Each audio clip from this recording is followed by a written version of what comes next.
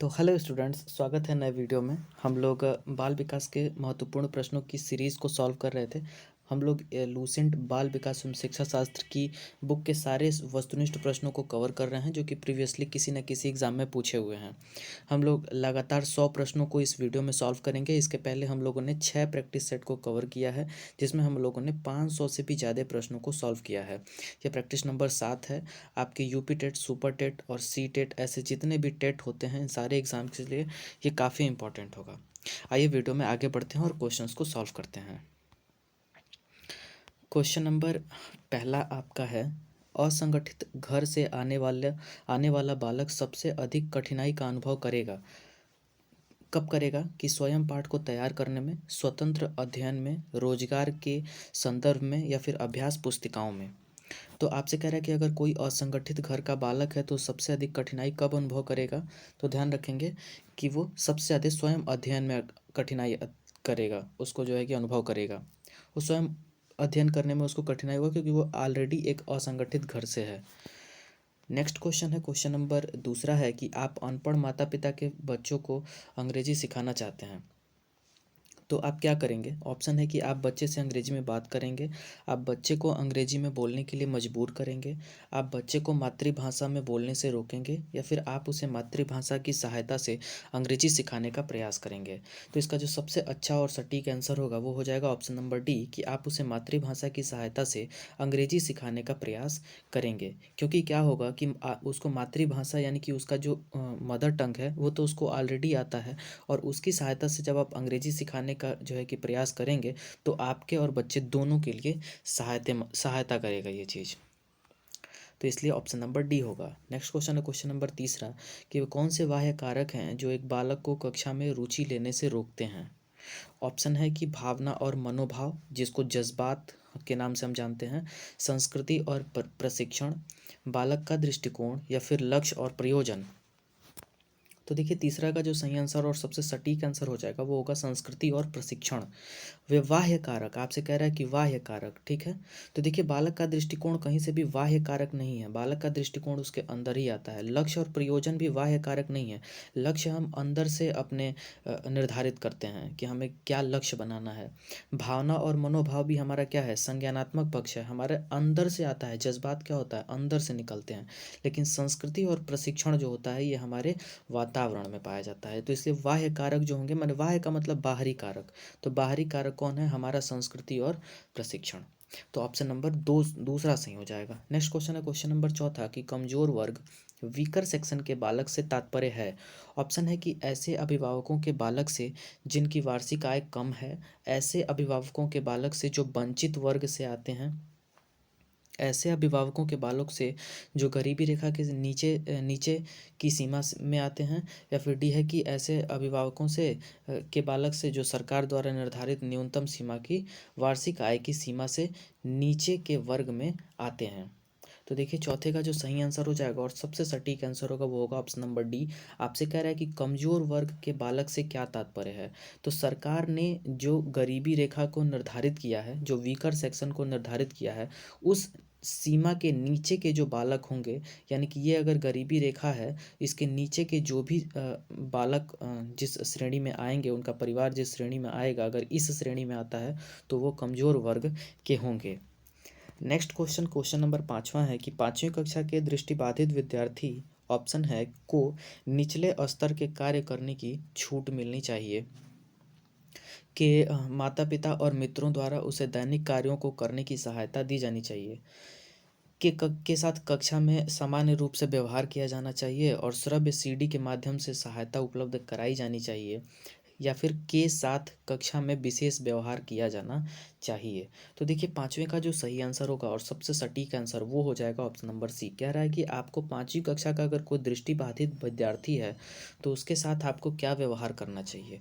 तो के साथ कक्षा में सामान्य रूप से व्यवहार किया जाना चाहिए, मतलब आपको उसको फील नहीं कराना है कि वो क्या है, दृष्टिबाधित है, ठीक है, ये फील नहीं उसे होना चाहिए। और श्रव्य सीडी के माध्यम से सहायता उपलब्ध करानी चाहिए। देखिए, वो दृष्टिबाधित है यानी कि वो क्या कर सकता है, देख नहीं सकता है, और जब देख नहीं सकता है तो आप क्या करेंगे, श्रव्य सीडी, यानी कि जो सीडी सुनने के काम आती है, यानी कि उस सीडी को हम प्ले करें और उसमें जो है कि सब कुछ बोला जा रहा हो, तो वो सुनने के माध्यम से उसको सुनाया जाए तो वो सीख सकता है। क्वेश्चन नंबर 6 है कि कक्षा में 5 के न्यून दृष्टि वाले बालकों को, ऑप्शन है कि निम्न स्तर के कार्य करने के लिए माफ़ करना उचित है और उन्हें उसके दैनिक कार्य में उसके माता पिता तथा मित्रों को सहायता करनी चाहिए, या फिर सी है कि कक्षा में सामान्य रूप से बर्ताव करना चाहिए एवं ऑडियो सीडी के जरिए से सहायता प्रदान करनी चाहिए, या फिर कक्षा में विशेष बर्ताव करना चाहिए। आपसे क्या कह रहा है कि न्यून दृष्टि का बालक है और क्लास 5 में है, वो न्यून दृष्टि यानी कि उसके देखने की क्षमता में उसको कमी है, तो इसका जो सबसे सटीक आंसर होगा वो हो जाएगा ऑप्शन नंबर सी, कि कक्षा में सामान्य रूप से बर्ताव करना चाहिए। सेम जो हम ऊपर कर रहे थे, कोई भी दृष्टिबाधित अगर बच्चा है उसके साथ हम जो है कि कभी भी सामान्य बर्ताव करेंगे और इसको भी हम ऑडियो सीडी के जरिए से सहायता प्रदान कर सकते हैं। क्वेश्चन नंबर 7 है कि निम्न में से कौन सी मानसिक मंदता मेंटली रिटार्डेशन की विशेषता नहीं है। ऑप्शन है कि बुद्धिलब्धि आईक्यू का 25 से 70 के मध्य होना, धीमी गति से सीखना एवं दैनिक जीवन की क्रियाओं को नहीं कर पाना, वातावरण के साथ अनुकूलन में कठिनाई होना, या फिर अंतःवैयक्तिक संबंधों इंटरपर्सनल रिलेशन का कमज़ोर होना। तो आपसे पूछा है कि मानसिक मंदता की विशेषता कौन नहीं है, ठीक है। आपको ये बताना है कि विशेषता कौन नहीं है, तो देखिए इसकी जो विशेषता नहीं है वो है ऑप्शन नंबर डी, अंतःवैयक्तिक संबंधों का कमज़ोर होना। ये कहीं से भी मानसिक मंदता का रीज़न नहीं है। देखिए बहुत होते हैं कि जिनकी आईक्यू लेवल बहुत हाई होगी लेकिन उनके अंतःवैयक्तिक संबंध अच्छे नहीं होंगे, यानी कि वो उनका इंटरपर्सनल रिलेशन, हम बताए थे कि अंतःवैयक्तिक का मतलब क्या होता है, जब हम खुद में झांक के देखते हैं। तो किसी की आईक्यू बहुत अच्छी हो लेकिन फिर भी उसके अंदर ये कमी हो सकता है, तो ये मानसिक मंदता की विशेषता ऐसा नहीं है। 8वां प्रश्न क्या कह रहा है कि निःशक्त बालकों की शिक्षा के लिए प्रावधान किया जा सकता है। क्या किया जा सकता है? समावेशित शिक्षा द्वारा, मुख्य धारा में डालकर, समाकलन द्वारा, या फिर इनमें से कोई नहीं। तो 8वें का जो सबसे सटीक आंसर होगा वो होगा ऑप्शन नंबर ए, समावेशित शिक्षा के द्वारा। जो निःशक्त बालक हैं या फिर जिनको फिजिकली चैलेंज्ड हैं उनको हम समावेशित शिक्षा जो होती है उसके द्वारा उन्हें हम क्या कर सकते हैं, शिक्षित कर सकते हैं। ऑप्शन क्वेश्चन नंबर 8 है डैश डैश प्रतिभाशाली होने का संकेत नहीं है। क्या प्रतिभाशाली होने का संकेत नहीं है? सृजनात्मक विचार, दूसरों के साथ झगड़ना, अभिव्यक्ति में नवीनता, या फिर जिज्ञासा। तो देखिए प्रतिभाशाली होने का संकेत नहीं है, अगर जिज्ञासा है तो प्रतिभाशाली तो वो होगा ही। दूसरों के साथ झगड़ना, इसका देख सकते हैं। अभिव्यक्ति में नवीनता है तब भी वो प्रतिभाशाली होगा, सृजनात्मक विचार है तब भी वो प्रतिभाशाली होगा, जिज्ञासा है तब भी प्रतिभाशाली होगा, लेकिन दूसरों से झगड़ रहा है तो वो प्रतिभाशाली तो नहीं है, तब तो वो झगड़ालू हो गया। हाँ वो प्रतिभाशाली तो कहीं से नहीं हुआ, तो ऑप्शन नंबर बी सही होगा। 10वां है कि डिसलेक्सिया किससे संबंधित है। ऑप्शन है मानसिक विकार, गणितीय विकार, पठन विकार, या फिर व्यवहार संबंधी विकार, ठीक है। तो देखिए डिसलेक्सिया जो होता है वो क्या होता है, डिसलेक्सिया होता है पठन विकार को कहते हैं। जब हम पढ़ने में हकलाते हैं या फिर पढ़ नहीं पाते हैं उसको हम लोग क्या कहते हैं, डिसलेक्सिया कहते हैं, ठीक है। गणितीय विकार डिसकैलकुलिया को कहते हैं, ठीक है, डिसकैलकुलिया को हम कहते हैं गणितीय विकार। 11वां प्रश्न है कि विशेष आवश्यकता वाले बालकों को शिक्षा उपलब्ध कराई जानी चाहिए। ऑप्शन है कि अन्य सामान्य बालकों के साथ, विशेष विद्यालयों में विशेष बालकों के लिए विकसित पद्धतियों द्वारा, विशेष विद्यालयों में, या फिर विशेष विद्यालयों में विशेष अध्यापकों द्वारा। तो 11 का जो सबसे सही आंसर हो जाएगा वो होगा ऑप्शन नंबर ए, कि अन्य बालकों के साथ। देखिए उनको आप विशेष आवश्यकता के अगर कोई बालक हैं, विशेष आवश्यकता का मतलब कि वो किसी न किसी चीज़ में अक्षम है, जैसे उनके हाथ में प्रॉब्लम है या फिर उनको देखने में प्रॉब्लम है, तो आप ऐसे बालकों को अपने जो है कि मुख्य धारा से अलग नहीं कर सकते, उनको अन्य बालकों के साथ ही पढ़ाइए, उनके अपने शिक्षण विधियों में प्रयोग कर करके। उनको हो सकता है कि अगर नहीं समझ में आ रहा है तो आप किसी और शिक्षण विधि का प्रयोग करें, लेकिन अन्य बालकों के साथ ही पढ़ाएं। 12वां है कि आप देखते हैं कि एक विद्यार्थी बुद्धिमान है तो आप क्या करेंगे। ऑप्शन है कि उसे सभी छात्रों के साथ संतुष्ट करेंगे, उसे अतिरिक्त गृह कार्य नहीं देंगे, वह जैसे अधिक प्रगति कर सकता है उसे वैसे ही अनुप्रेरित करेंगे, या फिर डी है कि उसके अभिभावकों को सूचित करेंगे कि वह बुद्धिमान है। तो 12वां का जो सबसे सही आंसर होगा वो हो जाएगा ऑप्शन नंबर सी, कि वह जैसे अधिक प्रगति कर सकता है उसे वैसे ही प्रेरित करेंगे। ठीक है, बच्चे में आप क्या क्यों कैसे नहीं लगाएंगे, या फिर उसको अपने ज्ञान से नहीं आगे लेके जाएंगे। बच्चा कैसे प्रगति करना चाहता है आप ये देखेंगे और उसको उसी दिशा में आप मोटिवेट करेंगे। क्वेश्चन नंबर 13 है कि समस्या के अर्थ को जानने की योग्यता वातावरण के दोषों, कमियों एवं रिक्तियों के प्रति सजगता या विशेषता किसकी है। तो ऑप्शन है कि प्रतिभाशाली बालकों की, सामान्य बालकों की, सृजनशील बालकों की, या फिर इनमें से कोई नहीं। आपको प्रश्न में कह रहा है कि समस्या के अर्थ को जानने की योग्यता, ठीक है, तो ये सारा किस बालकों में होता है। तो देखिए ये होता है सृजनशील बालकों में। देखिए प्रतिभाशाली बालक जो होते हैं इनमें ये सारे योग्यता नहीं पाई जाती है, ये दोषों, कमियों और इन चीज़ों को में ये नहीं देखते हैं। प्रतिभाशाली बालक होते हैं ना, एक तरह से देखिए तो इनको रटने की जो है कि बहुत ज़्यादा, रटने का मतलब इनके अंदर सिर्फ और सिर्फ एक चीज़ होता है कि समझ सकते हैं। इनको कोई फॉर्मूला दे दीजिए ये उसको जो है कि डिराइव कर देंगे। लेकिन सृजनशील बालक ना उसमें क्या क्यों कैसे बहुत लगाते हैं। तो मतलब इनमें क्या होता है ना कि वातावरण में क्या दोष है, क्या कमी है, क्या रिक्तियाँ हैं, इन चीज़ों को वो देखते हैं। और सामान्य बालक तो एवरेज, जैसे सब लोग एवरेज स्टूडेंट होते हैं वो। 14वां प्रश्न है कि विशेष शिक्षा संबंधित है, किससे संबंधित है। मेधावी विद्यार्थी के लिए शिक्षा से, कम योग्य विद्यार्थियों के लिए शैक्षिक कार्यक्रम से, अध्यापकों के प्रशिक्षण कार्यक्रम से, या फिर पिछड़ी बुद्धि के विद्यार्थियों के लिए प्रशिक्षण से। तो 14 का जो सबसे सही आंसर होगा वो हो जाएगा ऑप्शन नंबर बी, कि कम योग्य विद्यार्थियों के लिए जो शैक्षिक कार्यक्रम होता है उसे ही हम विशेष शिक्षा कहते हैं। ठीक है। आरटीई एक्ट 2009 के अनुसार प्राथमिक विद्यालयों में शिक्षकों के प्रति सप्ताह कुल कितने घंटे और योजना बनाकर करना चाहिए। देखिए बहुत ही इंपॉर्टेंट प्रश्न है, जरूर इसको आप ध्यान में रखेंगे। ठीक है, इसका जो सही आंसर हो जाएगा वो हो जाएगा ऑप्शन नंबर सी, माफ़ करिएगा बी, 45 घंटे। 45 घंटे जो है कि इनको एक सप्ताह में पढ़ाना होता है अगर आप एक टीचर बनते हैं। क्वेश्चन है कि शिक्षा का अधिकार अधिनियम 2009 नहीं होता है। निःशक्त बच्चे, 6 से 14 आयु वर्ग के बच्चे, 14 से 18 वर्ग के आयु के बच्चे, और बच्चों की नियमित उपस्थिति। आपसे कह रहा है कि आरटीई किस पे लागू नहीं होता है, आपको ये बताना है। ठीक है, तो मैंने आरटीई 2009, तो आरटीई 2009 जो है वो ऑप्शन नंबर सी, यानी कि 14 से 18 आयु के बच्चों पर लागू नहीं होता है, ये सिर्फ 6 से 14 वर्ष के बच्चों पर ही लागू होता है। ठीक है, 14 वर्ष के बाद के बच्चों पर ये लागू नहीं होता है। यदि आपकी कक्षा में 17वां प्रश्न है कि यदि आपकी कक्षा का बच्चा सी को डी, डी को सी पढ़े तो वह कौन से रोग से पीड़ित है। देखिए अभी हम लोग ऊपर ही इस चीज़ को पढ़े हैं। ऑप्शन है कि मलेरिया, डिसलेक्सिया, फाइलेरिया, या फिर टाइफाइड। तो आप जानते होंगे कि मलेरिया में पढ़ने में तो दिक्कत होती नहीं है, ना ही फलेरिया में पढ़ने में दिक्कत होगी, ना ही टाइफाइड होगा तो पढ़ने में दिक्कत होगा। इसका सही आंसर होगा डिसलेक्सिया। ठीक है, डिसलेक्सिया जब हो जाता है तो पढ़ने में क्या होता है, दिक्कत होता है। 18वां प्रश्न है कि वर्तमान में निःशक्त बच्चों की शिक्षा के लिए कहा गया है, क्या कहा गया है, समावेशी शिक्षा, विशेष शिक्षा, समेकित शिक्षा, या फिर कोई नहीं। तो वर्तमान में निःशक्त बच्चों की शिक्षा, उनको हम क्या कहते हैं, निःशक्त बच्चे, यानी कि उनको कुछ भी करने में वो निःशक्त हैं, थोड़ा वो किसी न किसी चीज़ से फिजिकली चैलेंज्ड है।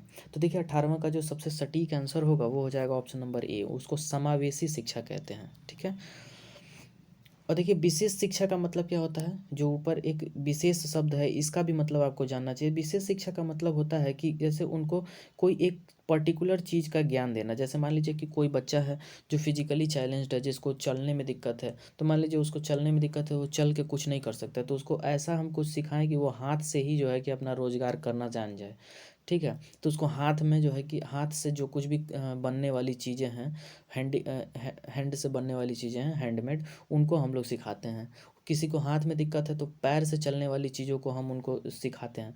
ये सब विशेष शिक्षा के अंदर आता है। क्वेश्चन नंबर 19 है कि पिछड़े बालक ऐसे बच्चे हैं जिनके सीखने की गति धीमी हो, जिनकी बुद्धि लब्धि स्तर 80 से 90 के बीच हो, और मानसिक रूप से अस्वस्थ और असमायोजित हों, या फिर ऑप्शन नंबर डी है उपयुक्त सभी। तो देखिए पिछड़े बालक में तो सब चीज़ पाई जाएगी, सीखने में भी कमी होगी, इनकी बुद्धि लब्धि 80 से 90 भी होगा, और मानसिक रूप से अस्वस्थ और असमायोजित भी होंगे। तो इसका जो सही आंसर होगा वो हो जाएगा उपयुक्त सभी। आपसे 20वां प्रश्न पूछा है कि अलेक्सिया है। अलेक्सिया क्या है? कि पढ़ने की अक्षमता, लिखने की अक्षमता, सीखने की अक्षमता या फिर सुनने की अक्षमता। तो एलेक्सिया क्या होता है? ये होता है पढ़ने की अक्षमता, ऊपर भी ये आ चुका है। ठीक है। लिखने की अक्षमता जब होती है तो उसको डिस्ग्राफिया कहते हैं। याद रखिएगा, ग्राफिया। देखिए, ग्राफिया का मतलब क्या होता है? ग्राफिया का मतलब होता है डिस्ग्राफिया। डिस्ग्राफिया, ग्राफिया लिखने से ही संबंधित है, और उसमें अगर अक्षमता है तो उसको हम डिस्ग्राफिया कहेंगे। नेक्स्ट है कि आपसे को 21वां प्रश्न पूछा है कि साइजोइड वर्ग में किस प्रकार के बालक आते हैं। ठीक है, साइजोइड, ध्यान रखेंगे, थोड़ा नया शब्द है। इसमें क्या है कि मोटे, स्वस्थ तथा लंबे शरीर वाले, प्रतिभाशाली व प्रखर बुद्धि वाले, दुबले पतले तथा लंबे शरीर वाले, या फिर प्रतिभाशाली बालक। तो साइजोइड वर्ग में किस प्रकार के बालक आते हैं, यही आपको बताना है। तो इसका जो सही आंसर होगा वो होगा ऑप्शन नंबर डी। प्रतिभाशाली बालक जो होते हैं वो साइजोइड वर्ग में आते हैं। ठीक है। 22वां प्रश्न आपसे पूछा है कि विशिष्ट बालकों के अंतर्गत निम्न में से कौन सा बालक आता है। ठीक है, विशिष्ट बालकों में कौन से बालक आएंगे आपको बताना है। पिछड़ा बालक, प्रतिभाशाली बालक, मंद बुद्धि बालक और ये सभी। तो देखिए 22 का भी जो सही और सबसे सटीक आंसर होगा वो होगा ये सभी। क्यों? क्योंकि देखिए विशिष्ट बालक का मतलब क्या? जो स्पेशल हो, जो स्पेशल हो। तो देखिए जो पिछड़ा बालक है उसके में भी स्पेशलिटी है। स्पेशलिटी ये है कि भाई उसको किसी न किसी चीज़ में प्रॉब्लम है और तब उसको सीखना है। प्रतिभाशाली बालक भी विशिष्ट होते हैं और मंदबुद्धि बालक भी विशिष्ट बालक ही होते हैं। क्वेश्चन नंबर 23 पूछा है आपसे कि अपराधी बालक, डेलिंक्वेंट चाइल्ड कौन होते हैं।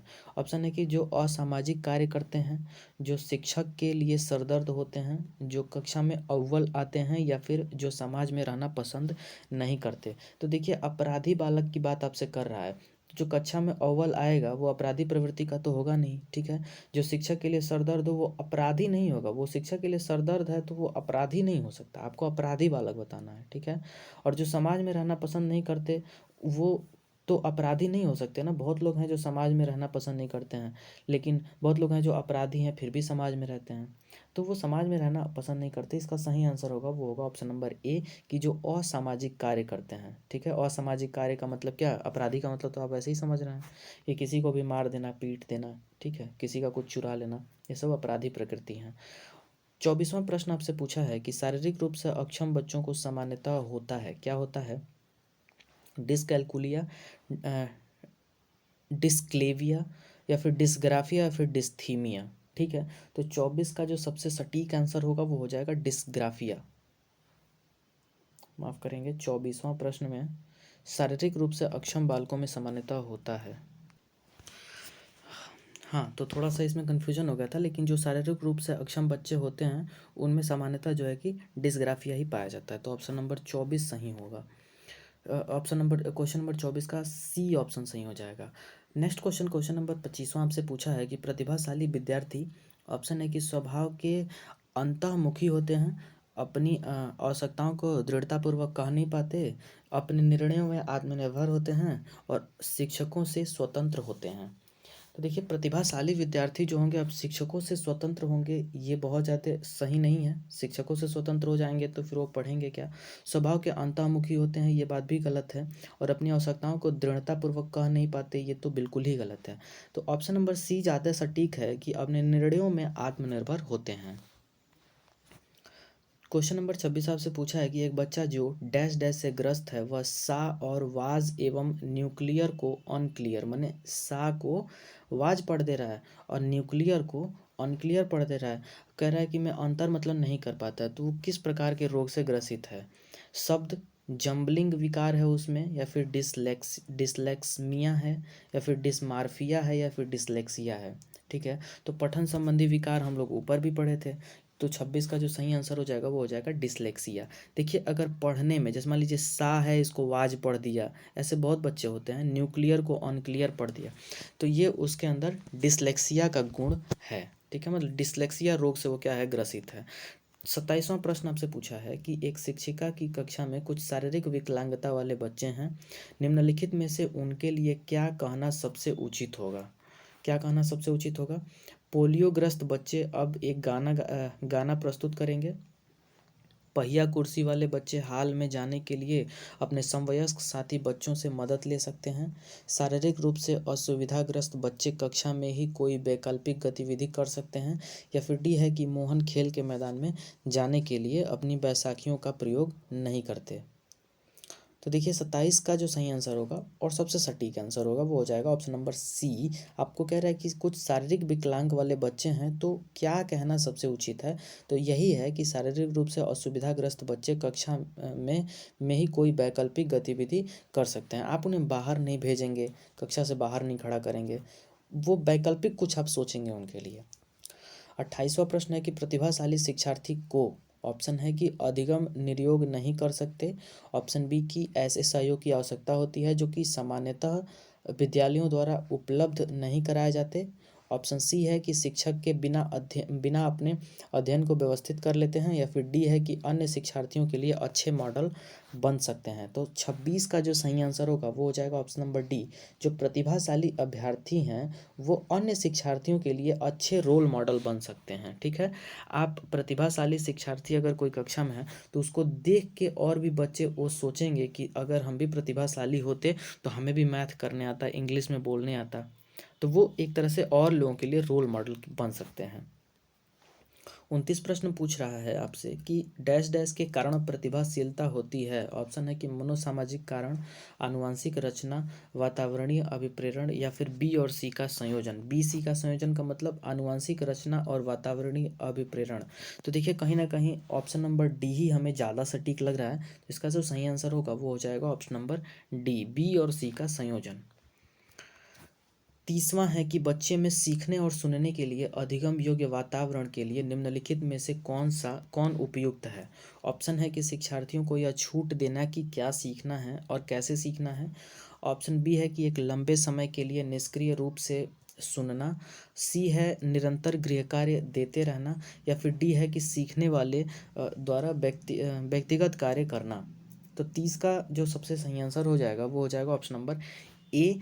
शिक्षार्थियों को यह छूट देना कि क्या सीखना है और कैसे सीखना है, आप खुद से ये चीज़ निर्धारित करें। ठीक है ना, तो सीखने और सुनने के लिए अधिगम योग्य अगर आप वातावरण बनाना चाह रहे हैं तो आप उन पे थोड़ा छोड़ें, उनको उनको भी बोलने का मौका दें। ठीक है ना।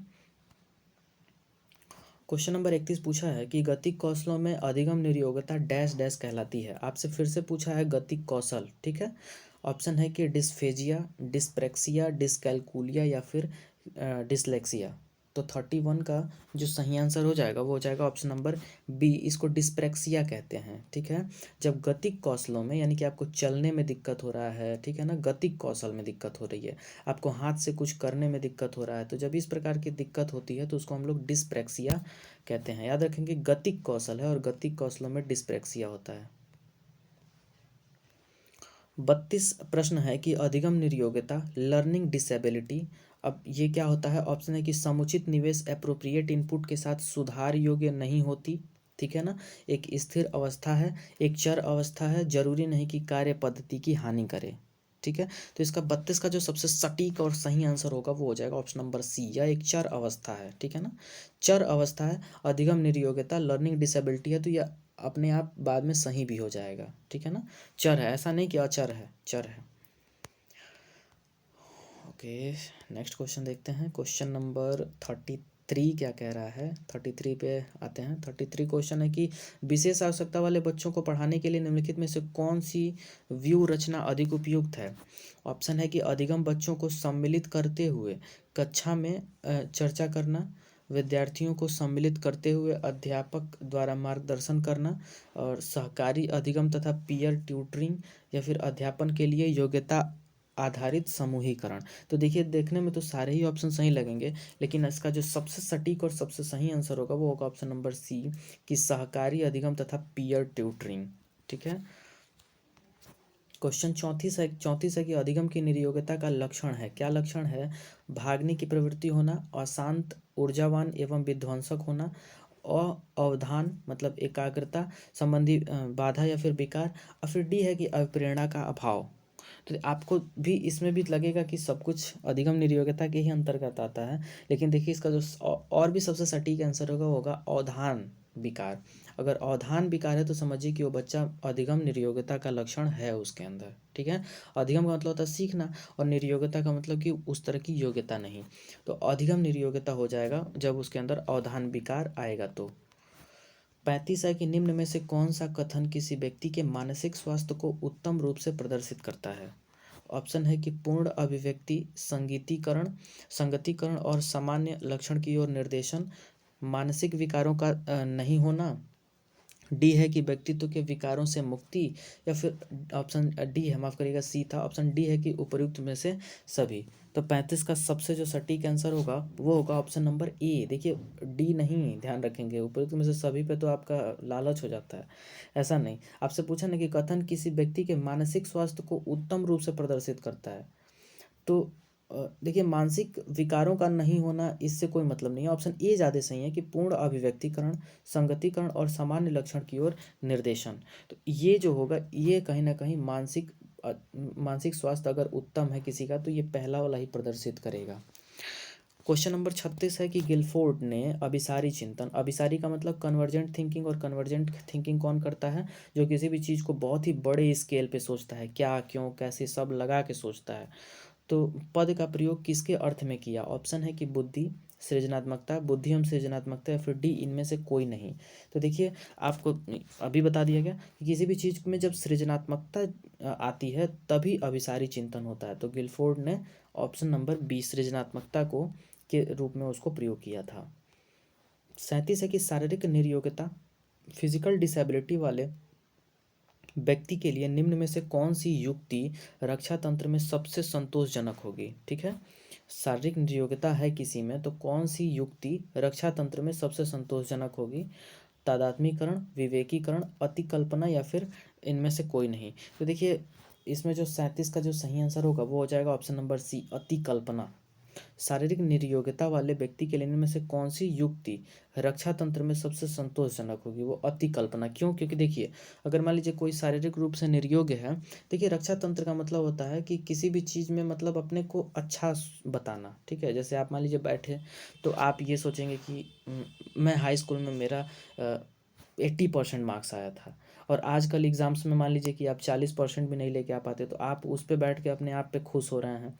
तो वही चीज़ है वहाँ पे भी। अब शारीरिक निर्योग्यता अगर किसी को है तो वो व्यक्ति क्या रक्षा तंत्र अपनाएगा, अति कल्पना। यानी कि वो खूब कल्पना करेगा कि अगर मान लीजिए वो कहेगा कि मेरे भी पैर अगर होते तो मैं ये करता। ठीक है, मेरे हाथ अच्छे, मतलब शारीरिक निर्योग्यता है तो हाथ पैर में ही कोई प्रॉब्लम होगा, हाथ पैर आँख नाक कुछ भी प्रॉब्लम हो सकती है। तो वो खूब कल्पना करेगा कि मेरे भी अगर हाथ अच्छे होते तो मैं ये कर लेता, पैर अच्छे होते तो ये करता, आँखें अच्छी होती तो ये करता।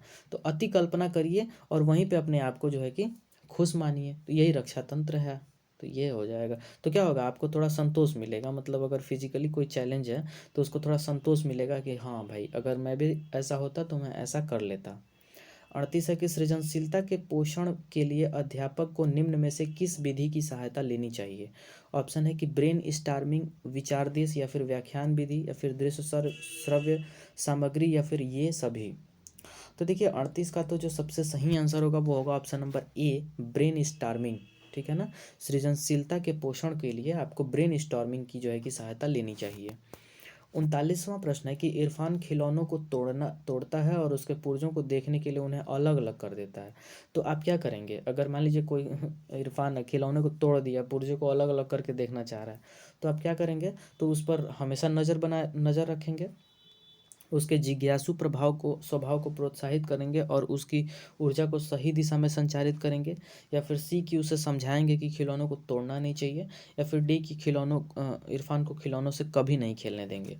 तो देखिए इसका जो सबसे सटीक आंसर होगा और सबसे सही आंसर वो होगा ऑप्शन नंबर बी, कि उसके जिज्ञासु स्वभाव को प्रोत्साहित करेंगे और उसकी ऊर्जा को सही दिशा में संचारित करेंगे। ठीक है, 40वां प्रश्न आपसे पूछा है कि सृजनात्मक उत्तरों के लिए आवश्यक है, क्या आवश्यक है, विषय वस्तु आधारित प्रश्न, मुक्त उत्तर वाले प्रश्न। आप ध्यान रखेंगे सृजनात्मक उत्तर की बात हो रही है। सृजनात्मक उत्तर का मतलब बहुत बड़े स्केल पर अगर आप किसी चीज़ को सोच रहे हैं, फिर किसी चीज़ को आप निर्माण कर रहे हैं, जैसे मान लीजिए कि आप बैठ के किसी कहानी का निर्माण कर रहे हैं, ठीक है ना, तो वहाँ पे सृजनात्मक बुद्धि आपकी यूज हो रही है। मुक्त उत्तर वाले प्रश्न सी है कि एक अत्यंत अनुशासित कक्षा या फिर प्रत्यक्ष शिक्षण एवं प्रत्यक्ष प्रश्न। तो 40 का जो सबसे सही आंसर होगा वो होगा मुक्त उत्तर वाले प्रश्न, यानी कि जिनका कोई ओपन एंडेड, मतलब जिसका कोई अंत नहीं हो, समझ रहे हैं कि नहीं, जिसका कोई अंत नहीं हो, आप खूब कल्पना कर रहे हैं और खूब अपनी सृजनात्मकता से कुछ लिख रहे हैं, ठीक है ना, कोई बाधा नहीं है, जैसे कोई किसी चीज़ का प्रूफ नहीं करना है कि ए के बाद बी ही आएगा, ऐसा नहीं है। आप तो अपने सृजनात्मकता से खूब जो है कि कल्पना कर रहे हैं, यानी कि ओपन एंडेड है, यानी कि वो आपकी सोच कभी इंड नहीं हो रही है, ठीक है।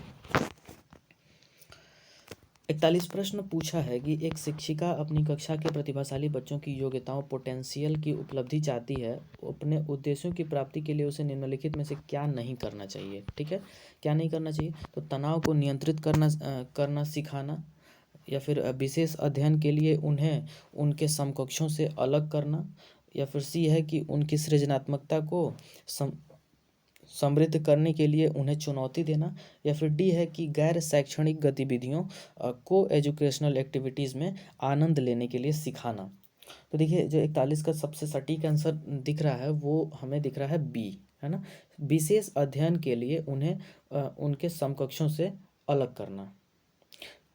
क्यों, क्योंकि देखिए शिक्षिका अपनी प्रतिभाशाली मतलब शिक्षिका अपनी कक्षा में क्या नहीं कर सकती है, आपको कह रहा है, तो आप किसी भी विशेष अध्ययन वाला जो बच्चा है उसको क्लास से आप बाहर नहीं करेंगे, बाहर करेंगे तो वो बहुत अच्छा संदेश नहीं जाएगा।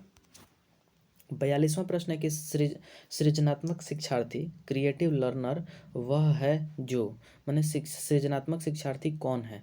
ऑप्शन है कि बहुत बुद्धिमान है, परीक्षा में हर बार अच्छे अंक प्राप्त करने की योग्य है, पार्श्व लेटरल चिंतन और समस्या समाधान में अच्छा है, या फिर डी है कि ड्राइंग और पेंटिंग में बहुत अतुल्य है, ठीक है ना, फैंटास्टिक है।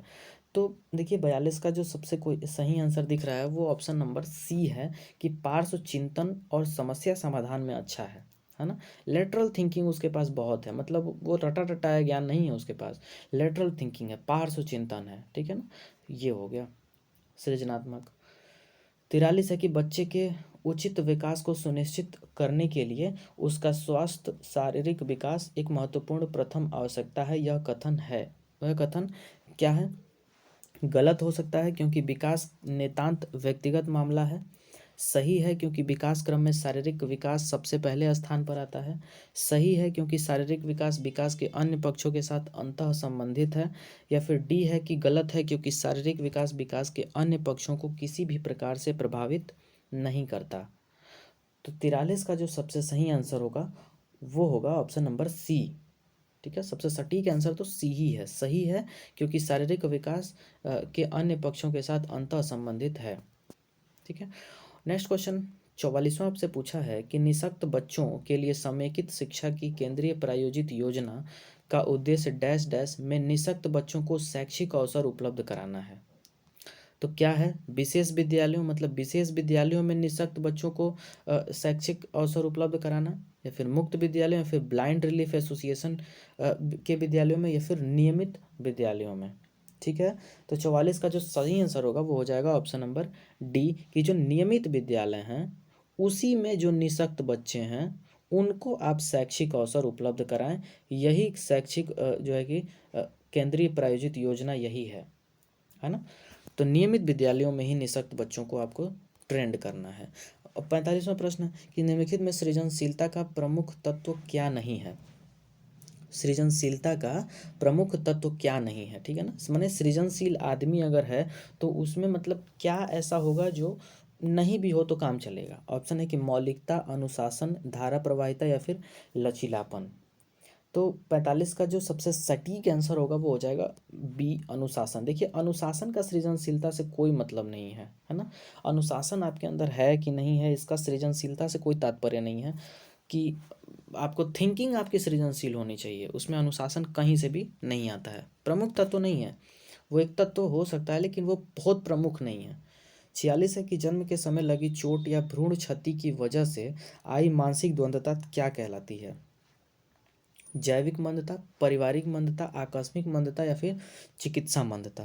तो 46 का जो सबसे सही आंसर होगा वो हो जाएगा ऑप्शन नंबर ए, उसको हम जैविक मंदता कहेंगे, क्योंकि वो जैविक, अभी भ्रूण में ही अगर क्षति हो रही है तो वो कहीं ना कहीं जैविक मंदता के अंतर्गत आएगा।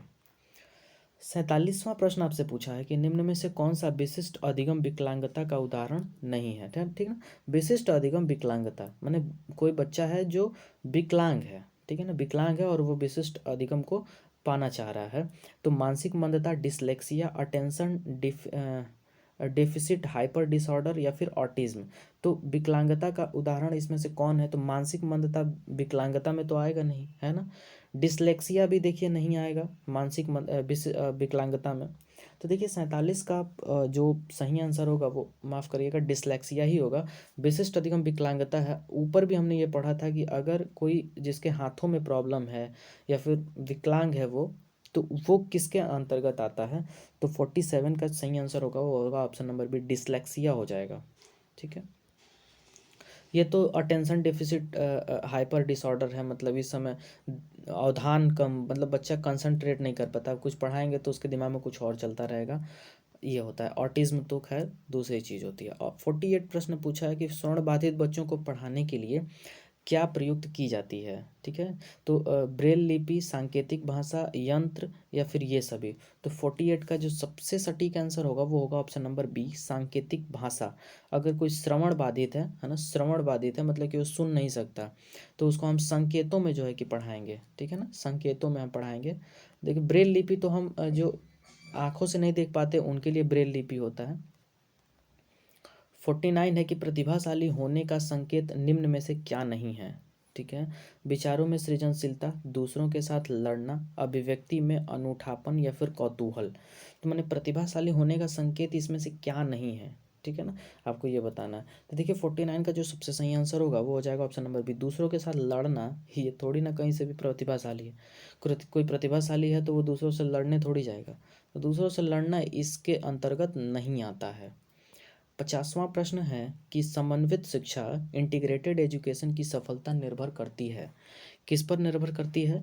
ऑप्शन है कि समुदाय के समर्थन पर, पाठ्य पुस्तकों की उत्कृष्टता पर, है ना, शिक्षण अधिगम वस्तु की गुणवत्ता पर, या फिर शिक्षक के अभिवृत्तिगत परिवर्तन पर। ठीक है, तो 50 का जो सही आंसर होगा वो होगा ऑप्शन नंबर बी, कि पाठ्य पुस्तकों की उत्कृष्टता पर ही जो है कि समन्वित शिक्षा, इंटीग्रेटेड एजुकेशन की सफलता निर्भर करती है। ठीक है ना, समन्वित शिक्षा है, इसमें पाठ्य पुस्तक ही बच्चे के पास रहता है क्योंकि वो टीचर के पास तो जाता नहीं है ना, तो वो पाठ्य पुस्तक की उत्कृष्टता अगर होगी तो बच्चा जो है कि ज़्यादा सफल होगा। तो ये था 50वां प्रश्न। Next question, question number 51। देखिए आपसे क्या पूछ रहा है कि सृजनात्मकता मुख्य रूप से डैश डैश से संबंधित है, किससे संबंधित है? मॉडलिंग, अनुकरण, अभिसारी चिंतन या फिर अपसारी चिंतन।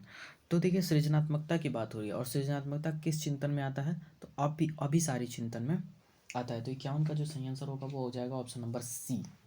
ठीक है, ओके, ये क्या हो गया, माफ़ करिएगा, यहाँ पर जो सृजनात्मकता है ये मुख्य रूप से अपसारी चिंतन से संबंधित है, क्योंकि देखिए होता तो इसमें अभिसारी चिंतन है, लेकिन इसके जो है कि कंक्लूजन पे अगर हमको पहुँचना है, जैसे सृजनात्मक चिंतन के बाद अगर हमें कुछ, मान लीजिए कि क्या हमने निष्कर्ष निकाला, वहाँ पे अगर जाना है आपको अंत में, तो मुख्य रूप से अपसारी चिंतन का हमको प्रयोग करना पड़ेगा। तो अपसारी चिंतन से ये जो है कि संबंधित होता है। 52 प्रश्न कह रहा है कि जब एक शिक्षिका दृष्टिबाधित शिक्षार्थी को कक्षा के अन्य शिक्षार्थियों के साथ सामूहिक गतिविधियों में शामिल करती है तो वह, ऑप्शन है कि कक्षा के लिए सीखने हेतु बाधाएं उत्पन्न कर रही है, समावेशी शिक्षा की भावना के अनुसार कार्य कर रही है, सभी शिक्षार्थियों में दृष्टिबाधित विद्यार्थियों के प्रति सहानुभूति विकसित करने में मदद कर रही है, या फिर दृष्टिबाधित शिक्षार्थी पर संभवतः तनाव बढ़ा रही है। तो देखिए 52 का जो सबसे सही आंसर होगा और सटीक आंसर वो होगा ऑप्शन नंबर बी, कि समावेशी शिक्षा की भावना के अनुसार कार्य कर रही है, मतलब वो सामूहिक गतिविधि कर रही है, सबको साथ लेके चल रही है।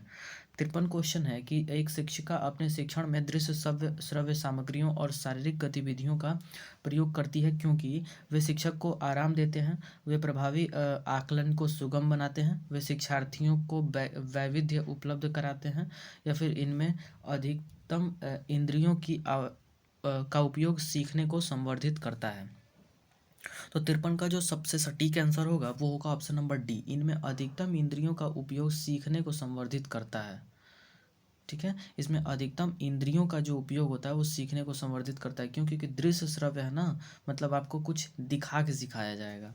तो इसमें आपको इंद्रियों का प्रयोग हो रहा है, यानी कि आपके हाथ आँख का इंद्रिय मतलब आपके आँख का ही प्रयोग हो रहा है वहाँ पे दृश्य है तो। अच्छा, दृश्य श्रव्य है मैंने आपके कान का भी प्रयोग हो रहा है।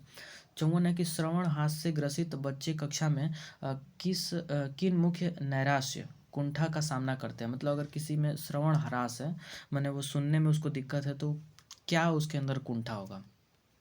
तो वो दूसरों के साथ संप्रेषण करने तथा सूचनाओं को बांटने में अक्षमता उसको होगी। बात तो सही है। और दूसरे विद्यार्थियों के साथ परीक्षा देने में अक्षमता होगी, ये बात भी ठीक है। खैर ये बात ठीक नहीं है, ऑप्शन अभी हम देख रहे हैं। प्रस्तावित पाठ्य पुस्तक को पढ़ने की अक्षमता, या फिर खेल कूद में भागीदारी निभाने में अक्षमता। तो देखिए 54 का जो सबसे सटीक आंसर होगा वो हो जाएगा ऑप्शन नंबर ए, कि दूसरों के साथ संप्रेषण करने तथा सूचनाओं को बांटने में अक्षमता उसको सबसे ज़्यादा होगा, अगर उसको सुनने में दिक्कत आ रही है तो। 55 है कि डिसलेक्सिया की मुख्य रूप से डैश डैश की समस्या से संबंधित है। डिसलेक्सिया मुख्य रूप से मतलब अगर डिसलेक्सिया तो आप किससे संबंधित है? सुनने, पढ़ने, बोलने तथा बोलने व सुनने, मतलब डिसलेक्सिया तो क्या प्रॉब्लम आपको होगा? तो 55 का जो सबसे सटीक आंसर होगा वो हो जाएगा पढ़ने, मतलब डिसलेक्सिया अगर आपको हुआ है तो पढ़ने में आपको कहीं ना कहीं दिक्कत होगा। 56 है तो कि प्रतिभाशाली विद्यार्थी अपनी क्षमताओं को तब विकसित कर पाएंगे जब बार बार उनकी परीक्षा होगी, वे अन्य विद्यार्थियों के साथ अधिगम प्रक्रिया से जुड़ते हैं, उन्हें अन्य विद्यार्थियों से अलग किया जाएगा, या फिर वे निजी कोचिंग कक्षाओं में पढ़ेंगे। तो 56 का जो सबसे सटीक आंसर होगा वो होगा ऑप्शन नंबर सी, उन्हें अन्य विद्यार्थियों से अलग किया जाएगा। ठीक है, तो प्रतिभाशाली विद्यार्थियों की अपनी क्षमताओं को तब विकसित करेंगे जब उन्हें अन्य विद्यार्थियों से क्या किया जाएगा? अलग किया जाएगा। ठीक है,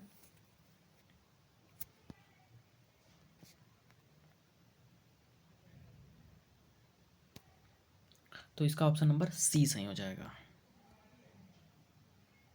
तभी तो वो विकसित कर पाएंगे, क्योंकि वो क्लास में तो खैर वो बहुत ज़्यादा खुद ही प्रतिभाशाली हैं। 57 प्रश्न की शिक्षा शास्त्र का वह प्रकार जिसमें विशिष्ट शिक्षा की आवश्यकता होती है।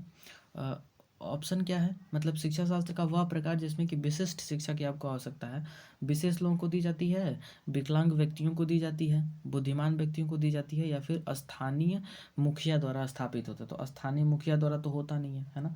तो देखिए 57 का जो सबसे सही आंसर होगा वो हो जाएगा ऑप्शन नंबर बी, कि विकलांग व्यक्तियों को दी जाती है। मतलब कि विशिष्ट शिक्षा किसको दी जाती है? जो विकलांग हैं उन्हीं को दी जाती है। ठीक है, अब आप ये कहेंगे कि विशेष लोगों को क्यों नहीं दी जाती है? तो देखिए विशेष लोग मतलब हो गया वो और भी विकलांग, विशेष जो होते हैं ना ये पढ़ समझ ही नहीं सकते।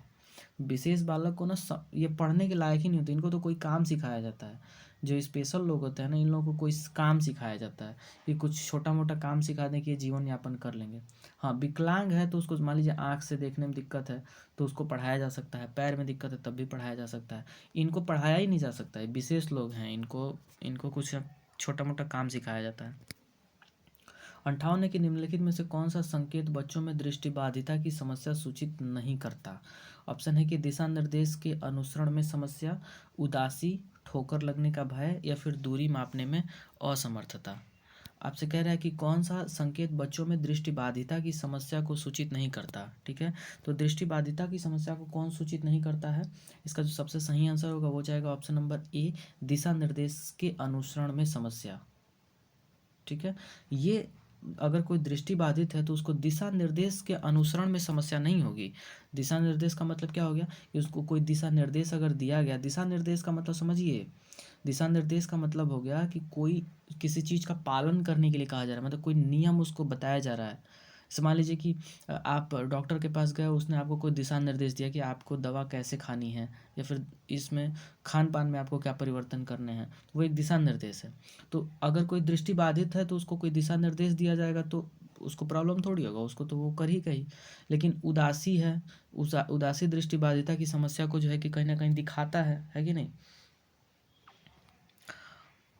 नेक्स्ट कोचिंग है भाई, कोई दृष्टि बाधित है तो उसके अंदर उदासी तो हमेशा रहेगी ना, वो खुश नहीं होगा उन चीज़ों को, किसी भी चीज़ से। 59 है कि वाक बाधित बच्चों को प्रदर्शित किया जा सकता है, उनको कक्षा में अपने विचार को प्रदर्शित करने के लिए प्रोत्साहित करके, सही ध्वनि के उच्चारण के लिए सहायता करके, उनके द्वारा कथित गलतियों को सुनने में सहायता करके, या फिर डी है कि मूल्यांकन के लिए विशेषज्ञ के पास भेजकर।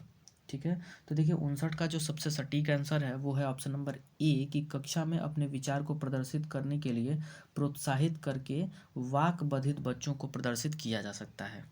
ठीक है, ध्यान रखेंगे कि ये हम लोग का जो चैप्टर है वो है समावेशी शिक्षा। ठीक है ना, ये समावेशी शिक्षा के सारे इंपॉर्टेंट प्रश्न हैं जो कि किसी ना किसी एग्जाम में पूछे हुए हैं। ठीक है, मतलब ये हम लोग का दूसरा चैप्टर है, इसके बाद से एक चैप्टर और बच जाता है जो कि हम लोग करेंगे, उसी में सारे वो सारे इम्पॉर्टेंट आरटी वगैरह सब वहीं पे है। ठीक है, 61 प्रश्न है। 61 प्रश्न आपसे पूछा है कि मंद मंद अधिगमकर्ता जिनकी शैक्षिक उपलब्धि सामान्य योग्यता से कम रह जाती है, क्या कहे जाते हैं? पिछड़े, विशेष, बाल अपराधी, या फिर मानसिक रूप से कमजोर। तो जो मंद हैं उनको हम क्या कहेंगे? तो देखिए 61 का जो सबसे सटीक आंसर है वो है ऑप्शन नंबर ए, पिछड़े। उनको हम पिछड़े बालक कहते हैं। ठीक है ना, बैकवर्ड कहते हैं। 62 क्या है कि दृष्टि दोष से युक्त बच्चों को आकृतियों का ज्ञान देना चाहिए। मौखिक व्याख्यान के द्वारा, मतलब अगर कोई बच्चा दृष्टि दोष है, उनको देख नहीं पा रहा है और उसको आपको आकृति का ज्ञान देना है, तो आप कैसे देंगे? तो मौखिक व्याख्यान द्वारा, त्रिआयामी आकृतियों के स्पर्श द्वारा, क्षेत्र भ्रमण द्वारा, या फिर उपरोक्त में से कोई नहीं। तो क्षेत्र भ्रमण कराएंगे तो देख ही नहीं पा रहा तो घूमेगा कैसे? ठीक ना, तो ये बात भी है। अच्छा, मौखिक व्याख्यान करेंगे तो वो थोड़ा बहुत समझ तो सकता है, लेकिन बहुत क्लियर उसके अंदर वो पिक्चर नहीं बन पाएगा। लेकिन अगर आप त्रिआयामी आकृतियों को स्पर्श करा रहे हैं तब उसके दिमाग में एक चित्र जरूर बन जाएगा। ठीक है, जैसे मान लीजिए कि आप पढ़ा रहे हैं कि शंकु जो है कि किस तरह होता है, ठीक है ना, तो आप एक शंकु ले जाके उसको हाथ में दे दीजिए, वो चारों तरफ से उसको टच करके फील कर लेगा और एक आकृति अपने दिमाग में बना लेगा। तो यही ऑप्शन नंबर बी हो जाएगा। 63 है कि कम गति से सीखने वाले बच्चों की मुख्य विशेषता क्या होती है? तो उनमें किसी न किसी प्रकार की अक्षमता होती है जो उनके ज्ञानार्जन व शैक्षिक उपलब्धि को प्रभावित करती है। उन्हें केवल गणित में कठिनाई होती है, उन्हें केवल अंग्रेजी में कठिनाई होती है, या फिर ये उपयुक्त में से कोई नहीं। तो आपसे प्रश्न पूछा है कि कम गति से सीखने वाले बच्चों की मुख्य विशेषता क्या होती है, यानी कि जो बच्चे कम गति से सीख पाते हैं। तो देखिए इसका सबसे सटीक आंसर है वो है ऑप्शन नंबर ए, कि उनमें किसी प्रकार की अक्षमता होती है, तभी तो वो कम गति से सीख रहे हैं। ठीक है ना, होती है जो उनके ज्ञानार्जन व शैक्षिक उपलब्धि को प्रभावित करती है। ठीक है, तो ऑप्शन नंबर ए सही हो जाएगा। 64 प्रश्न है कि निम्न में से कौन सी अक्षमता केवल जन्मजात होती है? ठीक है ना, ऑप्शन है दृष्टि दोष, श्रवण दोष, मूक बधिर, या फिर मंद बुद्धि। मतलब आपसे कह रहा है कि ना केवल जन्मजात होती है, मतलब वो सिर्फ जन्मजात ही होगा, वो जन्म से ही आपको मिल जाएगा, मतलब ये जिस प्रकार की समस्या होगी। तो ये है मंद बुद्धि। जो मंद बुद्धि बालक होते हैं इनको जो है कि जन्म से ही ये जन्मजात अक्षमता होती है इनके अंदर। मूक बधिर, मान लीजिए कोई बोल रहा है, बाद में हो सकता है वो गूंगा हो जाता है, किसी न किसी रीजन की वजह से वो हो सकता है। श्रवण दोष, लेकिन कोई ऐसा नहीं कि बहुत इंटेलिजेंट आदमी है और बाद में चल के वो मंद बुद्धि हो जाए, ऐसा नहीं है, ये आपको जन्मजात मिलेगा। निम्न में से कौन सी इकाई का उपयोग सुनने की क्षमता की जांच हेतु किया जाता है? मतलब किसका प्रयोग करते हैं कि हमको जांच करना है कि कोई सुन पा रहा है कि नहीं? तो डेसीमीटर, डेसिबल, डेसीपाइन, या फिर डेसी बिंदु। ठीक है ना, तो 65 का सबसे सही आंसर होगा वो होगा option number B, decibel. Decibel ही जो है कि सुनने की इकाई होती है, ये भी आपको पता है, मैंने शोर कितना है वो डेसिबल में ही मापते हैं। 66 प्रश्न है कि किस प्रकार के बच्चों की शिक्षा है तो सांकेतिक भाषा का प्रयोग किया जाता है? ध्यान रखेंगे सांकेतिक भाषा, यानी कि उनको संकेतों से आप दिखा रहे हैं। तो संकेतों से किसको दिखाएंगे? तो दृष्टि दोष युक्त बच्चे, मूक बधिर, मंद बुद्धि, या फिर इनमें से कोई नहीं। ठीक है ना, तो 66 का जो सबसे सही आंसर होगा हो जाएगा ऑप्शन नंबर बी, मूक बधिर। है ना, मूक बधिर का मतलब कि वो बोल नहीं सकते, बोलने में उनको दिक्कत है, तो मूक बधिर हैं। तो क्या हो जाएगा, उनको आप सांकेतिक भाषा से, माने कुछ कोई चित्र है, मान लीजिए कि आप पढ़ा रहे हैं कि ये वर्ग है ना, तो इसको आप क्या करते हैं, दिखा सकते हैं और दिखा के बोल देंगे, तो वो सुन भी लेगा और देख भी लेगा, लेकिन भले वो बोल नहीं पाएगा, मूक बधिर है। प्रतिभाशाली बच्चे 67 प्रश्न आपसे पूछा है कि प्रतिभाशाली बच्चे बिना किसी की सहायता के अपने सामर्थ्य का पूर्ण विकास करते हैं, मानव के लिए महत्वपूर्ण किसी भी क्षेत्र में अस्वभावतः अच्छा निष्पादन करते हैं, सामान्यतः शारीरिक रूप से कमजोर होते हैं और सामाजिक अंतःक्रियाओं में अच्छे नहीं होते, या फिर सामान्यतः अपने शिक्षकों को पसंद नहीं करते हैं। तो देखिए 67 का सबसे सही आंसर हो जाएगा, वो होगा ऑप्शन नंबर बी। प्रतिभाशाली जो बच्चे होते हैं वो मानव के लिए महत्वपूर्ण किसी भी क्षेत्र में अस्वभावतः अच्छा निष्पादन करते हैं। अगर कोई बच्चा शुरू से ही प्रतिभाशाली है तो आप देखेंगे कि वो अपने जीवन में भी अच्छा कर जाता है। ठीक है, मतलब ऐसा नहीं कि हर बार 100 में से 100 बच्चे करेंगे, लेकिन मैक्सिमम बच्चे अगर छोटे से ही वो दिख जाता है कि प्रतिभाशाली है, वो जीवन में अच्छा कर लेगा। 68 प्रश्न है कि प्रतिभाशाली बच्चों के संदर्भ में संवर्धन एक्सेलरेशन का क्या अर्थ है। ऑप्शन है कि ऐसे विद्यार्थियों को वर्तमान वर्तमान स्तर ग्रेड को छोड़कर अगले अगले उच्च स्तर ग्रेड में प्रोन्नत करना, ठीक है, आकलन की प्रक्रिया का संवर्धन करना, शैक्षणिक गतिविधियों के निष्पादन में संवर्धन करना, शैक्षणिक गतिविधियों के निष्पादन की गति को बढ़ाना। तो देखिए 68 का जो सबसे सही आंसर होगा वो हो जाएगा ऑप्शन नंबर ए। ठीक है, अगर प्रतिभाशाली बच्चों के संदर्भ में आपको संवर्धन की बात है, मतलब अगर प्रतिभाशाली बच्चों का आपको संवर्धन करना है और एक्सेलरेट करना है उनकी पढ़ाई को, तो आप ऐसे विद्यार्थियों को वर्तमान स्तर ग्रेड को छोड़कर अगले उच्च ग्रेड स्तर में प्रोन्नत भी कर सकते हैं। ठीक है, उससे उसके जो है कि शिक्षा में क्या होगा, संवर्धन होगा, एक्सेलरेशन मिलेगा उसको। ठीक है, देखिए 69 प्रश्न आपसे पूछ रहा है कि प्रतिभाशाली विद्यार्थियों के लिए निम्नलिखित में से कौन सी गतिविधि एक्टिविटी सर्वाधिक उपयुक्त है। ठीक है ना, जो प्रतिभाशाली विद्यार्थी हैं उनमें कौन सी एक्टिविटी सबसे उपयुक्त है।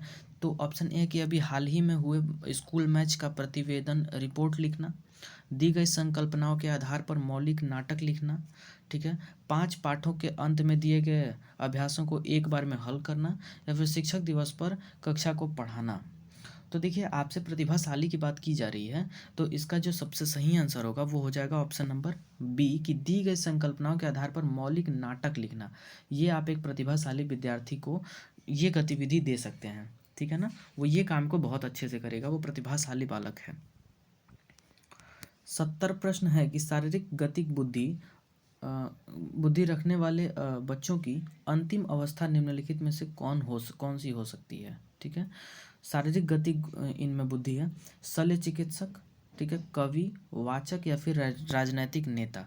तो देखिए शारीरिक गति है ना, माने शारीरिक गति जो है, शारीरिक गतिक बुद्धि उनमें है। ठीक है ना, तो देखिए 70 का सबसे सही आंसर होगा वो हो जाएगा ऑप्शन नंबर शल्य चिकित्सक। माने जो सर्जन है, देखिए आप देखेंगे तो उनको दोनों चीज़ से काम है। उनको क्या है कि शारीरिक गति मतलब उनके हाथों का ही सब खेल है, और सर्जन जो होते हैं वो हाथ से ही सर्जरी करते हैं, तो उनके बुद्धि से उनके हाथों का जो कनेक्शन है वो बहुत जो है कि बहुत अच्छे से बैठा हुआ है, तभी वो क्या कर पाते हैं, बड़े से बड़े सर्जरी कर पाते हैं। क्योंकि हाथों में अगर मान लीजिए कि उनका हाथ काँप रहा है, हाथ हिल जाए, तब तो हो गया सर्जरी। हाँ, तब तो पता चला कि जिसका सर्जरी हो रहा है वही निकल लेगा।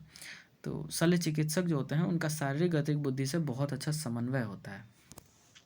71 प्रश्न है कि प्रतिभाशाली शिक्षार्थी डैश डैश है, क्या है, अभिसारी चिंतक, अपसारी चिंतक, बहिर्मुखी, या फिर बहुत परिश्रमी। ठीक है ना, तो 71 का जो सबसे सही आंसर होगा वो होगा ऑप्शन नंबर बी, अपसारी चिंतक होते हैं जो प्रतिभाशाली विद्यार्थी होते हैं। ठीक है,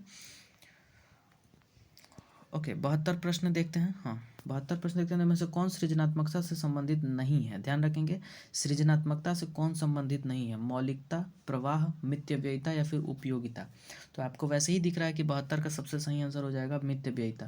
भाई मितव्ययिता का तो कोई संबंध सृजनात्मकता से नहीं है। मितव्ययी का मतलब होता है जो क्या हो, बहुत कम खर्च करता हो, तो उसका सृजनात्मकता से कहीं कोई कनेक्शन नहीं है। ठीक है ना, 73वां प्रश्न है कि निम्नलिखित में से कौन सा भूलने का सिद्धांत है। भूलने का सिद्धांत कौन है, प्रतिस्पर्धात्मक अवरोध, प्रतिकूल अवरोध, प्रतिबोधित अवरोध, या फिर प्रतीक्षायित अवरोध। ठीक है, 73 का सबसे सही आंसर होगा वो हो जाएगा ऑप्शन नंबर बी, प्रतीप, या फिर जिसको प्रतिकूल अवरोध कहते हैं। ध्यान रखेंगे कि आपको कह रहा है कि भूलने का सिद्धांत है, आप इसको याद कर लेंगे। मैं कह रहा हूँ इसको बिल्कुल रट जाइएगा कि भूलने का सिद्धांत कौन है। याद रखिएगा कि प्रतिकूल अवरोध को हम भूलने का सिद्धांत भी कहते हैं। ठीक है, ओके। 74वां प्रश्न है कि निम्नलिखित में से मानसिक विकार के लक्षणों को सभी दर्शाते हैं सिवाय, माने इन चारों में से सभी मानसिक विकार को दर्शाएंगे लेकिन एक नहीं दर्शाएगा, वो कौन है? भग्नाशा, माने निराश के, तनाव के, संबंध के, या फिर चिंता के। आपको ध्यान रखना है कि मानसिक विकार को सभी दर्शाते हैं लेकिन एक नहीं दर्शाएगा। तो 74 का देखिए सही आंसर होगा, वो हो जाएगा ऑप्शन नंबर सी, संबंध। देखिए संबंध का मानसिक विकार से क्या मतलब है? कोई मतलब नहीं है। निराशा है तो निराशा आपके मानसिक माने आपके मानसिकता पे ही जो है कि असर डालती है। आप निराश होते हैं माने आप मानसिक रूप से निराश हो गए।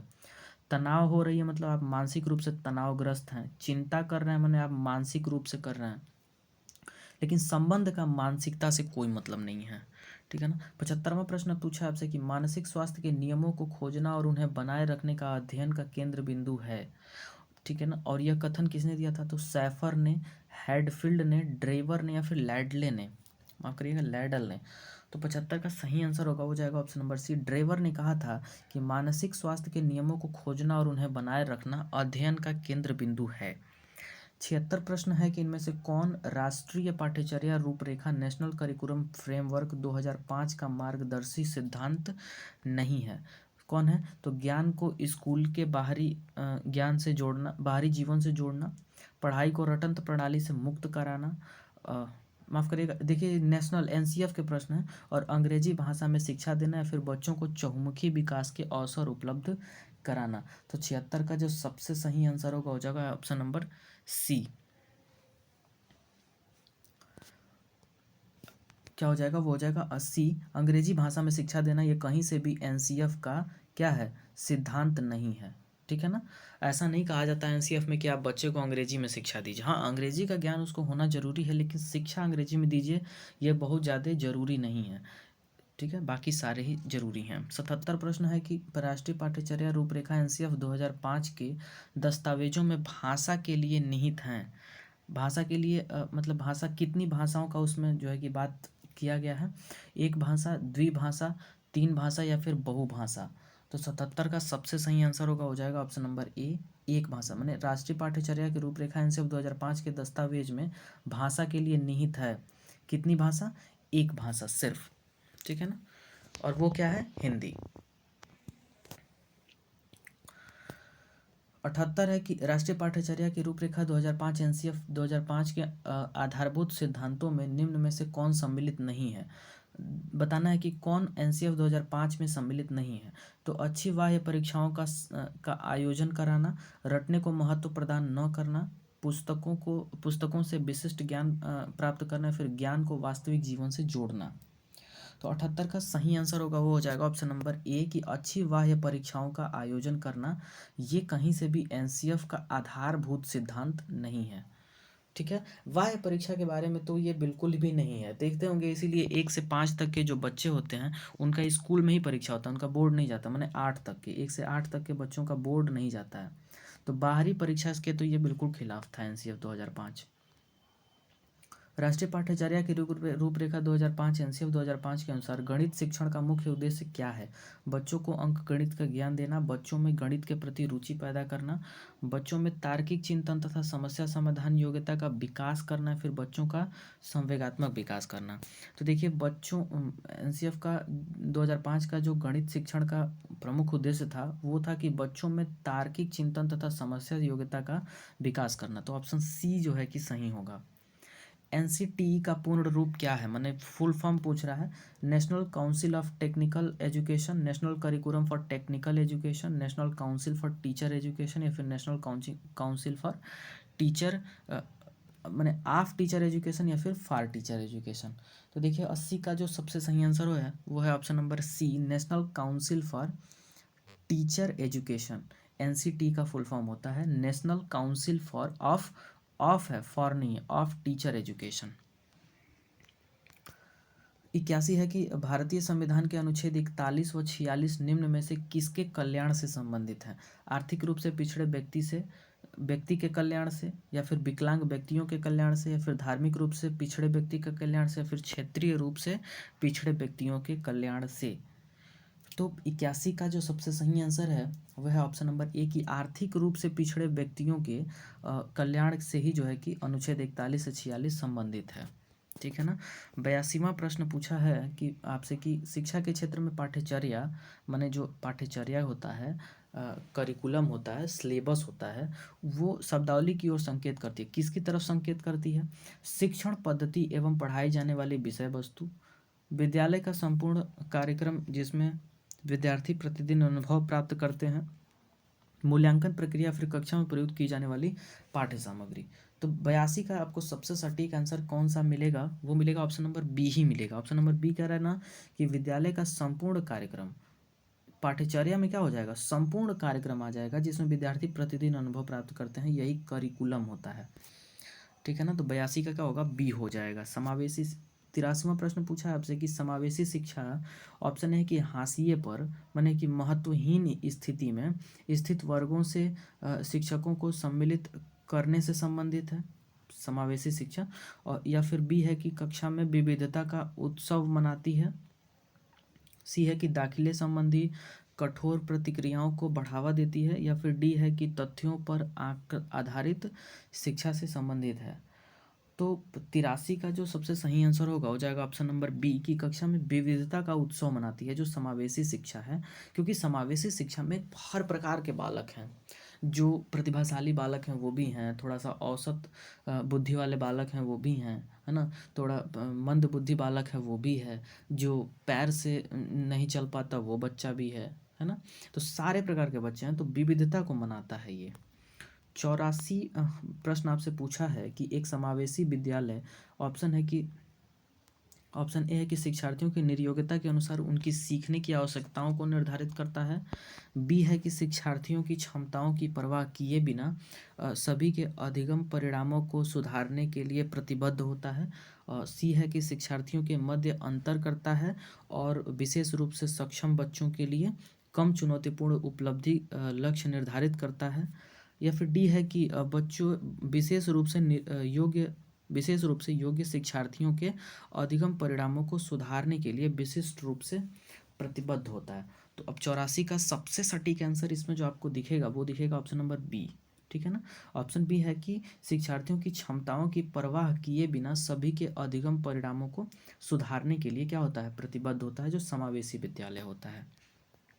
आप उनकी क्षमताओं को परवाह नहीं करेंगे भाई, उसमें प्रत्येक बालक हैं, सबकी क्षमता अलग अलग है। आप निष्पादन पे ध्यान देंगे कि सारे बच्चे जो है कि पास होने चाहिए, सारे बच्चे अच्छे होने चाहिए। 85 पूछा आपसे कि प्रतिभाशाली शिक्षार्थी को, ऑप्शन ए है कि अधिगम निर्योग्य नहीं कह सकते, ऑप्शन बी है कि ऐसे सहयोग की आवश्यकता होती है जो सामान्यतः विद्यालय द्वारा उपलब्ध नहीं कराए जाते, ऑप्शन सी है कि शिक्षक के बिना अपने अध्ययन को व्यवस्थित कर लेते हैं, या फिर डी है कि अन्य शिक्षार्थियों के लिए अच्छे मॉडल बन सकते हैं। ठीक है। 85 का जो सबसे सटीक आंसर होगा हो जाएगा ऑप्शन नंबर बी कि जो प्रतिभाशाली शिक्षार्थी होते हैं, प्रतिभाशाली शिक्षार्थी को मतलब जो प्रतिभाशाली शिक्षार्थी है उसको ऐसे सहयोग की आवश्यकता होती है जो सामान्यतः विद्यालय द्वारा उपलब्ध नहीं कराए जाते। ठीक है। तो 85 का जो सही आंसर होगा हो जाएगा ऑप्शन नंबर बी।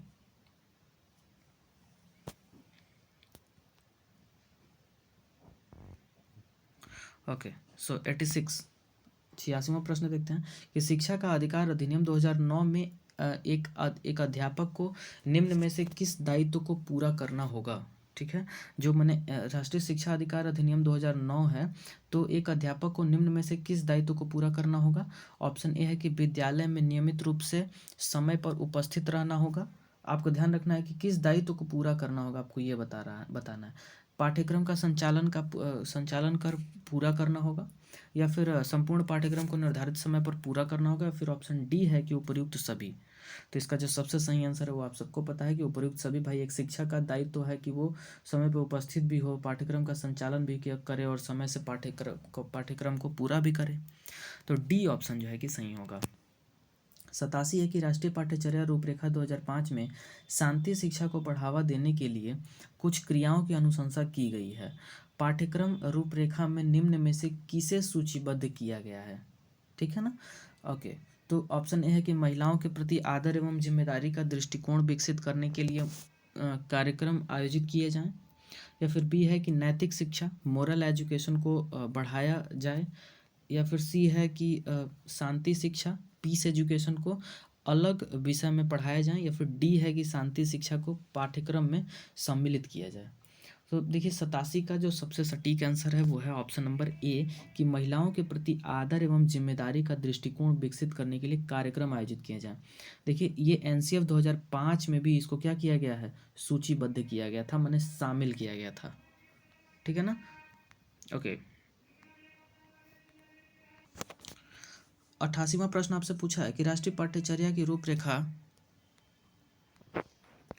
2005 में बातचीत की गई है। किसकी बातचीत की गई है? ज्ञान अस्थाई है और दिया जाता है, से ज्ञान का विकास होता है और इसकी संरचना की जाती हो। ठीक है, शैक्षिक केंद्र से विषय केंद्र होने पर, या फिर विद्यार्थी केंद्रित से अध्यापक केंद्रित की ओर, या फिर उपयुक्त में से कोई नहीं। तो किसकी बात की गई है? आप ध्यान रखेंगे, आप हमेशा बच्चों को प्राथमिकता देंगे। इसका जो सबसे सटीक आंसर है वो है ऑप्शन नंबर ए, कि ज्ञान अस्थाई है और दिया जाता है, से ज्ञान का विकास होता है और इसकी संरचना की जाती है। अब ठीक है ना, ऑप्शन ए हो जाएगा। 89 प्रश्न है कि राष्ट्रीय पाठ्यचर्या रूपरेखा 2005 के अंतर्गत परीक्षा सुधारों एग्जामिनेशन रिफॉर्म्स में निम्न में से किस सुधार को सुझाया गया है? ऑप्शन ए है कि खुली पुस्तक परीक्षा, सतत या फिर निरंतर एवं व्यापक मूल्यांकन, सी है कि सामूहिक कार्य मूल्यांकन, या फिर डी है कि उपर्युक्त सभी। तो देखिए 89 का जो सही आंसर होगा वो हो जाएगा ऑप्शन नंबर डी, उपर्युक्त सभी। 90वां प्रश्न आपसे पूछा है कि समावेशी शिक्षा इंक्लूसिव एजुकेशन उस विद्यालयी शिक्षा व्यवस्था एजुकेशन सिस्टम की ओर संकेत करती है, किसकी तरफ संकेत करती है? ऑप्शन ए है कि विशेष आवश्यकता वाले बच्चों को विशिष्ट विद्यालयों के माध्यम से विद्यालयों के माध्यम से शिक्षा देने को प्रोत्साहित करती है, या फिर केवल बालिका शिक्षा को बढ़ावा देने की आवश्यकता पर बल देती है, या फिर सी है कि जो सभी निरयोग्य बच्चों को शामिल करती है, या फिर डी है कि जो उनकी शारीरिक, बौद्धिक, सामाजिक, भाषिक या अन्य विभिन्न योग्यताओं स्थितियों को ध्यान में रखे बगैर सभी बच्चों को शामिल करती है। तो देखिए ये जो 90 का सबसे सही आंसर होगा वो हो जाएगा ऑप्शन नंबर डी, की जो उनकी शारीरिक, बौद्धिक और इन सबको ध्यान में नहीं रखता और उनको क्लास में शामिल करता है। 91वां प्रश्न आपसे पूछा है कि सृजनात्मक बालक में निम्न में से कौन सा गुण नहीं पाया जाता? ठीक है ना, कौन सा गुण नहीं पाया जाता? खोजपूर्ण प्रवृत्ति, अच्छी अंतर्दृष्टि, क्रियाशीलता, या फिर सीमित रुचियां। तो कौन सा गुण नहीं पाया जाता? वो है ऑप्शन नंबर डी, माफ करिएगा, ऑप्शन नंबर बी, अच्छी अंतर्दृष्टि। 91वां प्रश्न है, तो इसका